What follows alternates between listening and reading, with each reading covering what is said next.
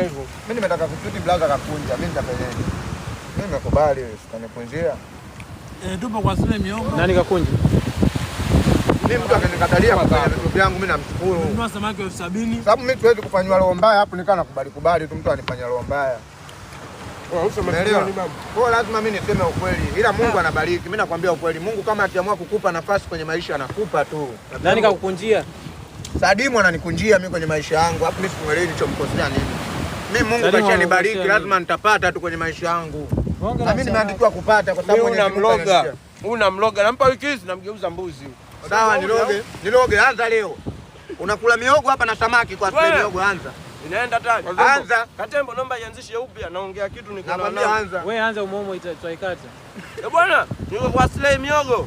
Mshelele BSS. Wewe mwanangu unaongea upuuzi. Mimi naona mtu ukweli wewe unaongea vitu vya unaenjoy nini? Kwani kuna mtu kakwambia usienjoy au? Mimi basi kutana samaki samaki. Brand hapa. Bwana tunakuka. Wewe mate kuma wewe. Kuna mfu. Hayo. Toa. Poa. Content yangu nadhani nataka ututumie Katembo.